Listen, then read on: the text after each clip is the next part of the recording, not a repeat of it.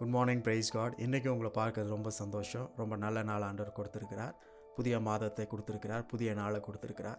So ஒவ்வொரு நாளும் ஆண்டவர் புதிய காரியங்கள் நம்முடைய வாழ்க்கையில் செய்து கொண்டே இருப்பார்.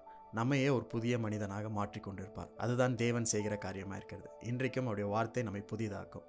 அப்போஸ்தலர் 27 அதிகாரம் 25வது வசனத்தில் இப்படி சொல்லப்பட்டிருக்கு. ஆனபடியினால் மனுஷரே திடமனதாயிருங்கள், எனக்கு சொல்லப்பட்ட பிரகாரமாகவே நடக்கும் என்று தேவனிடத்தில் நம்பிக்கையாய் இருக்கிறேன். பவுல் சொல்லுகிற உற்சாகமான வார்த்தைகள் இவைகள். இது எந்த இடத்துல சொல்லுகிறார் அப்படின்னா, கப்பல் சேதத்திற்கு நடுவில், புயலின் நடுவில், அலைகளின் நடுவில் 3 நாட்கள் அவங்க இரவு பகல் எதுன்னு தெரியாத அளவுக்கு புயல் சூழ்ந்திருக்கிற நேரத்தில் சூழ்நிலையில் சொல்லுகிற வார்த்தைகள். பவுலும் அவர் கூட இருந்த மற்ற சிறை கைதிகளும் ஒரு கப்பலில் அழைத்து செல்லப்படுகிறார்கள். அந்த நேரத்தில் ஒரு பெரிய புயல் ஏற்படுகிறது. பயங்கர காற்று கொந்தளிக்கிறது. இவங்கெல்லாம் தப்பிப்போமா பிழைப்போமா உயிரோடு இருப்போமா அப்படின்ற ஒரு நிலையில் இருக்கிறாங்க. அப்போ கர்த்தருடைய தூதனானவர் பவுலுக்கு வெளிப்படுகிறார். அவர் சொல்லுகிற வார்த்தை, நீ கவலைப்படாத, கப்பல் சேதமின்றி பிராண சேதம் ஏற்படாது அப்படின்னு சொல்லி அவனுக்கு ஒரு நம்பிக்கை தருகிறார். அந்த வார்த்தைகளை அங்கே கூட இருந்த எல்லா மக்களுக்கும் அவர் பகிர்ந்து கொள்கிறார். நல்லா கற்பனை பண்ணிக்கோங்க, அவங்க புயலின் நடுவில் இருக்கிறாங்க. இந்நேரமும் கப்பல் மூழ்கி அவங்களுடைய ஜீவன் போயிடும்.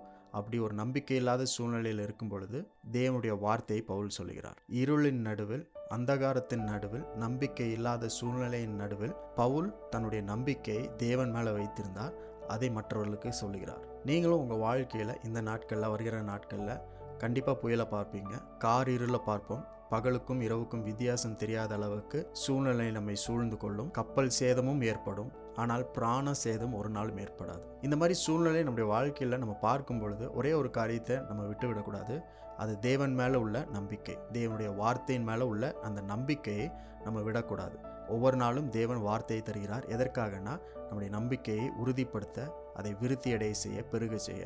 ஸோ நம்ம சூழ்நிலைகளை பார்க்காமல் தேவனுடைய வார்த்தையை பார்க்கும் பொழுது அந்த வார்த்தை நம்மளை கைவிடாமல் நம்மை பிழைக்க செய்யும், நம்மை வாழச் செய்யும், நம்முடைய அழிவிலிருந்து மீட்டு நம்மை ஜீவனுக்கு நேராக அது வழி நடத்தும். இங்கே பவுல் சொல்லுகிறார், மனுஷரே திடமனதாய் இருங்கள், பி ஸ்ட்ராங், எனக்கு சொல்லப்பட்ட பிரகாரமே நடக்கும் என்று நம்பிக்கையாயிருக்கிறேன். எனக்கு ஆண்டவர் சொன்ன மாதிரியே நம்ம எல்லாருக்கும் நடக்குன்ற நம்பிக்கை எனக்கு இருக்குது அப்படின்னு பவுல் சொல்லுகிறார். உங்களுக்கும் ஆண்டவர் நிறைய வார்த்தைகளை சொல்லியிருப்பார், வசனங்களை கொடுத்துருப்பார், வாக்குத்தத்தங்களை கொடுத்துருப்பார். கண்டிப்பாக உங்களுக்கு சொல்லப்பட்ட பிரகாரம் தான் நடக்கும், அதற்கு மாறாக எதுவும் நடக்காது. ஆனால் நீங்கள் நம்பிக்கையாக இருக்க வேண்டியது தேவன் மேலேயும் அவருடைய வார்த்தையின் மேலேயும். Be of good courage, hope in God and in his word. இன்றைக்கு ஆண்டவர் அதான் உங்களுக்கு சொல்கிறார், நடக்கும், நம்பிக்கையாயிரு. உங்களுக்கு சொல்லப்பட்ட பிரகாரமே நடக்கும். நீங்கள் உங்கள் நம்பிக்கையை விட்டு விடாதிருங்கள். உங்கள் நம்பிக்கையை தேவன் மேலே வையுங்க. எப்பெல்லாம் வசனத்தையும் வார்த்தையும் படிக்கிறீங்களோ அதன் மேலே உங்களுடைய நம்பிக்கையை வையுங்க. உங்களை சுற்றி புயலும், அலைகளும், இருளும், காரிருளும், சேதங்களும் ஏற்பட்டாலும் ஏற்படும். அதன் நடுவிலையும் தேவன் உங்களுக்கு சொன்ன பிரகாரம் தான் நடக்கும். இந்த வார்த்தையை கொண்டு திடமானதாக இருங்கள், நம்பிக்கையோடு இருங்கள். நம்பிக்கையற்று போக வேண்டாம். உங்களுக்கு சொன்ன பிரகாரமே நடக்கும். நம்பிக்கையாக இருங்கள்.